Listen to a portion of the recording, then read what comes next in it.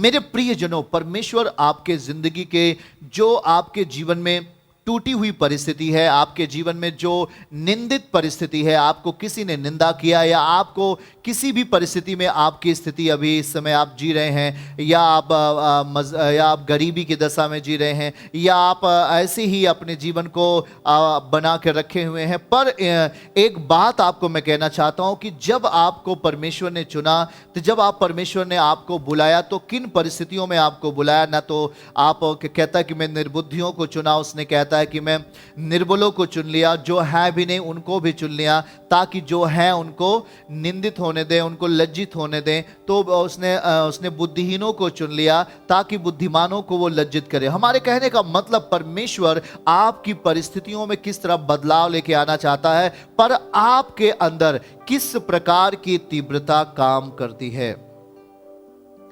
आपके पास जमीन नहीं है, आपके पास खेत नहीं है, आपके पास कमाई नहीं है, आपके पास नौकरी नहीं है, आपके पास, अगर इन परिस्थितियों से अगर आप कैसे भी हैं चल रहे हैं, किसी भी परिस्थिति में आप चल रहे हैं, पर आपके अंदर क्या यीशु मसीह है कि नहीं है?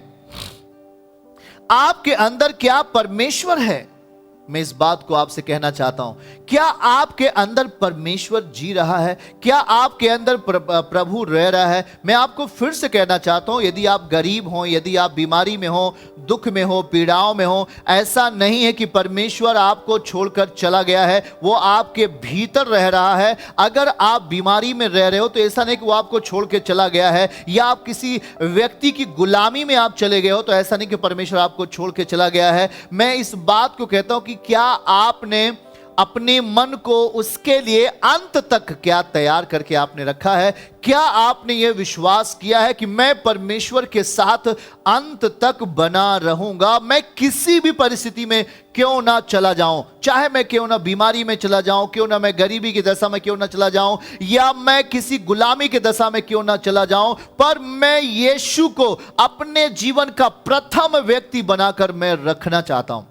यही है कि आपके अंदर तीव्रता। मैं आपको इस वचन को पढ़कर समझाने का प्रयास करता हूं। आप देखिए किस तरीके से वो एक छोटी सी लड़की, बोलिए छोटी सी लड़की, वो एक छोटी सी लड़की है, और पर आरामी लोगों ने उसे गुलाम बना के अपने घर पे रख लिया है, और वो नामान कोढ़ी की पत्नी की सेवा करने वाली वो बच्ची है। और यहां 3 पद को पढ़िए, 3 पद में देखिए क्या लिखा है, 2 और 3, 5 का 2 और 3, दूसरा राजा 5 और 5 का 2 लिखा है, आरामी लोगों ने बांध कर इज़राइल के देश में जाकर वहां से एक छोटी लड़की बंधुआई में ले आए थे।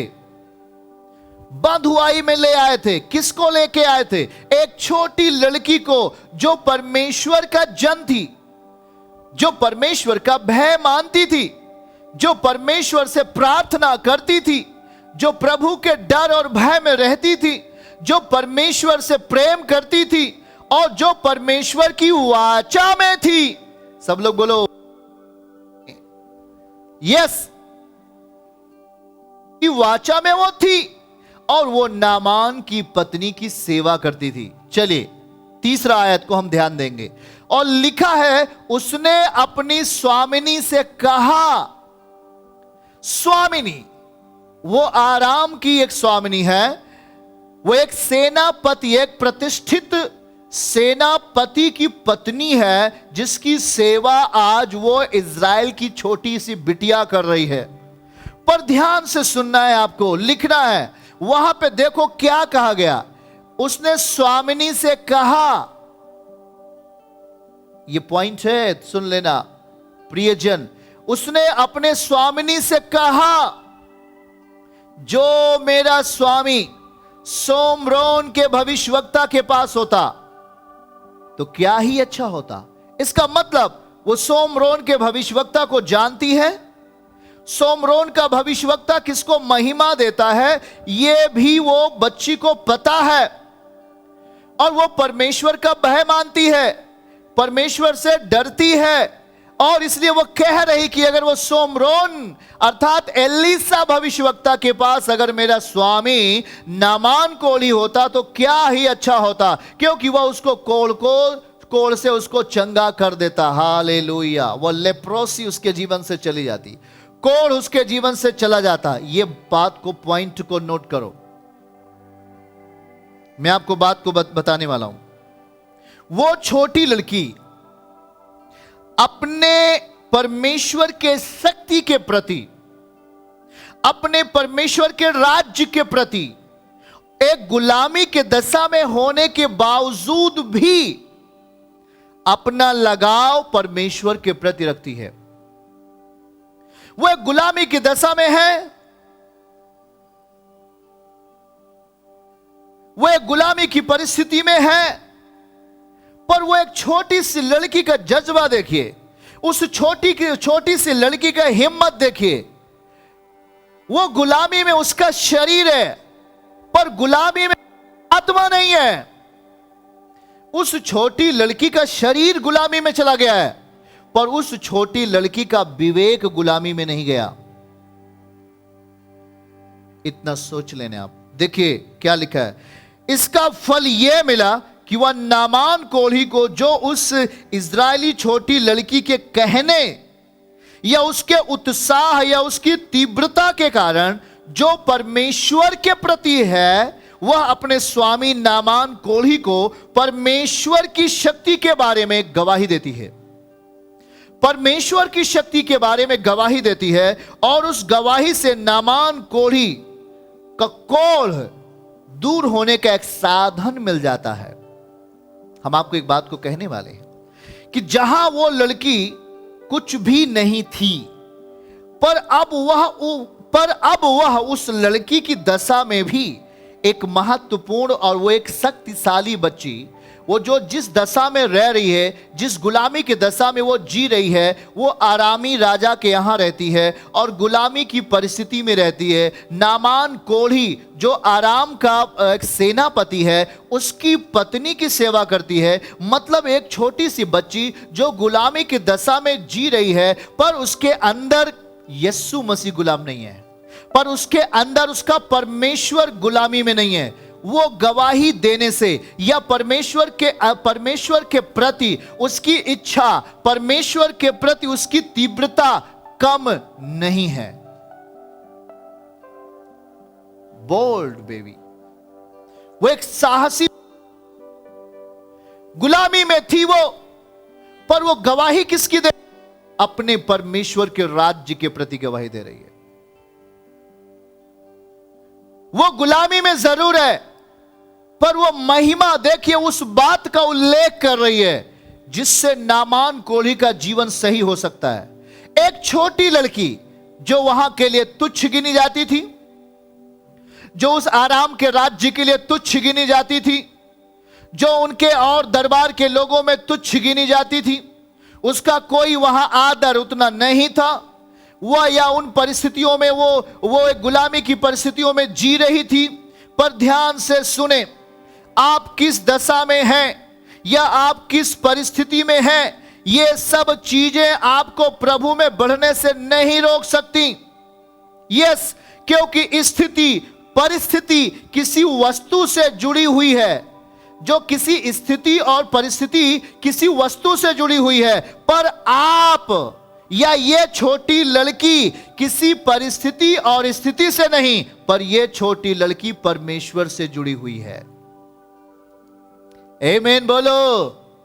जब आपका जीवन इस संसार की परिस्थिति, इस संसार की स्थिति से जुड़ जाता है, तो आप साइन के रूप में, आप चिन्ह के रूप में नहीं बन पाते हैं। पर जब आपका जीवन आपकी स्थिति परिस्थिति से जब आप परमेश्वर की स्थिति से जुड़ जाते हैं, तो आप जहां कहीं भी हैं, आपकी परिस्थितियां आपकी स्थितियों से बढ़कर काम होने वाला है आपके जीवन में। एक लड़की की दशा में है, आपकी परिस्थिति एक बीमारी में है, या आप किसी बीमारी में हो, या आप किसी दुख में हो, या आप किसी सताव में हो, आप किसी समस्याओं में हो सकते हो, गरीबी की दशा में हो सकते हो, पर आप बदलने वाले हो प्रतिष्ठित लोगों के जीवन को। आप एक बड़े और बड़े व्यक्ति के लिए चिन्ह बनने वाले हो यीशु मसीह के नाम से। आप उस प्रतिष्ठित अपने अपने अपने समाज के, वो अपने गांव के रहने वाला प्रतिष्ठित व्यक्ति के लिए आप एक आशीर्वाद बन सकते हो। आप अपने नगर के रहने वाले लोगों के लिए आप आशीर्वाद बन सकते हो, आप बन सकते हो। आपको जिसने तौहीन की, आपको जिसने निंदा किया, आपको जिसने बेइज्जती, आपको जिसने तुच्छ समझा, आप उन लोगों के लिए एक चिन्ह बन सकते हो। तीव्रता, हाथों को उठा के बोलो, मन की तीव्रता अपने अंदर लाओ। वो कहती है क्या, ध्यान से सुने, वो भल भी गुलामी की दशा में जी रही है, पर परमेश्वर उसके जीवन को कैसे अच्छा बनाने पर है। हालेलुया। वो वहां नामान कोली के दरबार में, नामान कोली के घर में किस तरह एक प्रतिष्ठित बनने वाली इज़राइली लड़की, परमेश्वर की बेटी किस तरह प्रतिष्ठित पाने वाली है, ये कैसे साबित होने पाया। आपकी दशाएं, आपकी परिस्थितियां, आप जब संसार की परिस्थितियों को अपने भीतर जगह देते हो, वही बोलती है।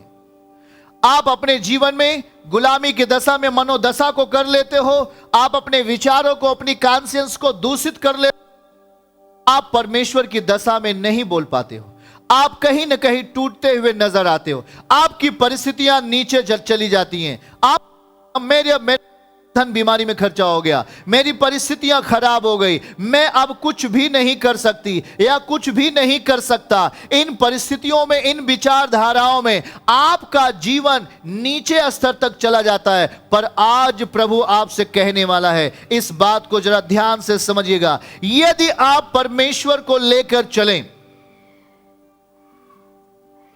और उसे अपने अंदर से बाहर निकलने का मौका दें, तो वो आपको आश्चर्यचकित कर देगा।